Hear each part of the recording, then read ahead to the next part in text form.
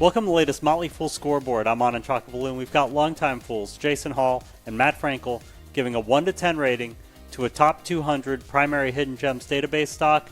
It's Qualcomm, ticker symbol QCOM. We'll rate the strength of Qualcomm's business first, including factors like industry and competition. A 10 is invincible, a 1 is hopeless.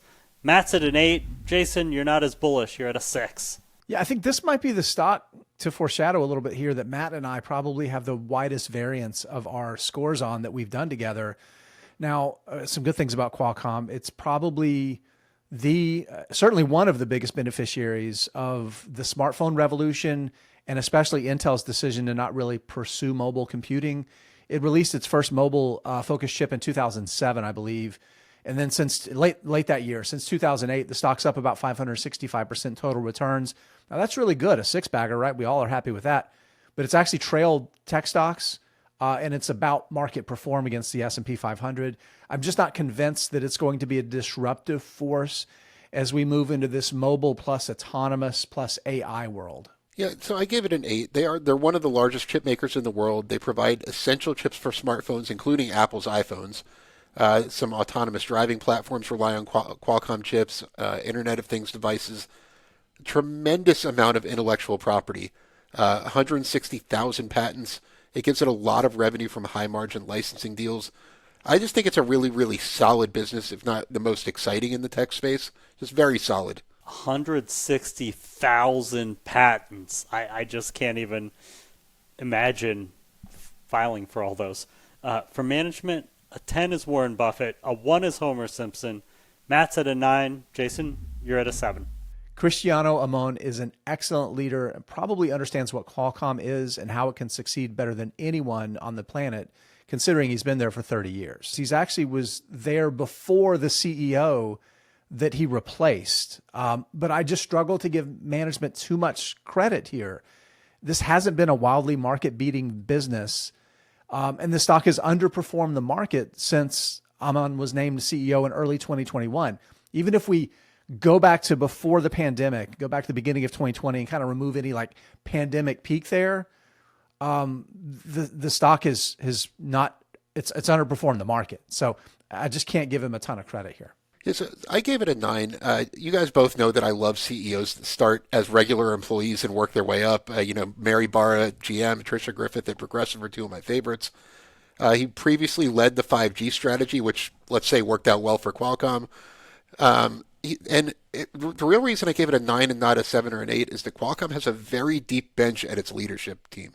The CTO, Chief Technology Officer, has been there even longer than Amon. And there are a bunch of like quarter-century employees there. It's a really, really impressive group. For financials, a 10 is a fortress, a 1 is yikes. Matt's at a 9. Jason, you're at a 7. It's not often we do these shows that I'm scoring lower consistently than somebody else is here. So here's what I'm looking at. Some of the metrics since Amon became CEO. Revenue, it's grown about 10% a year over the past 4.5 years. Operating cash flow has actually grown at a lower rate because we've seen gross margin and operating margin both have been compressed. Balance sheet is strong. It has $12.5 billion in cash. At the same time, it has almost $16 billion in debt. We're seeing debt start to go up. That's not bad. It's necessary. It has to spend money to seize the opportunity that's there. But there's a difference between a fortress and a fine balance sheet, and the balance sheet is just fine. Well, see, I would say that $16 billion in relatively low interest debt for a company that's generating 3 times that in annual revenue with high net margins, it's not that concerning to me. Growth has been steady, and I'll admit it's not spectacular. The company, they have an ambitious AI strategy. I love what they're doing, especially with on-device AI as opposed to what's going on in data centers. And I interviewed their AI head in September, so check that out. But it's really interesting strategy there that I think could accelerate growth. Matt, let's talk valuation. How well will Qualcomm stock do over the next 5 years? How safe is it? 10's a sure thing, 1's a lottery ticket. I said 5 to 10% on returns and a 7 for safety. The returns, it's pretty much about valuation. I think, as Jason pointed out, they're growing revenue at roughly 10% a year. I see that going on for the next 5 years. But it's got a 35 PE ratio. I think I see some compression maybe. It looks ambitiously valued, let's just say. The relationships with companies like Apple and its licensing deals are why I gave it such a good safety score.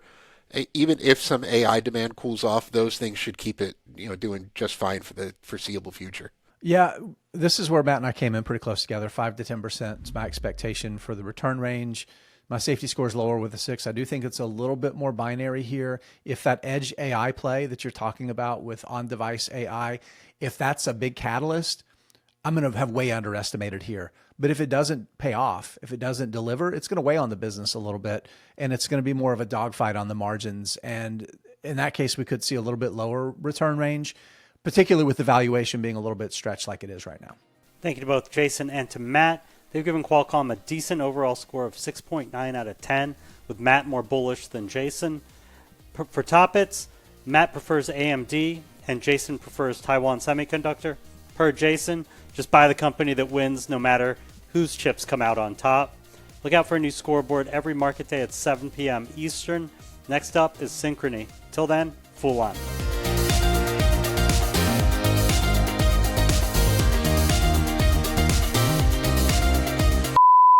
No. What could possibly go wrong? No.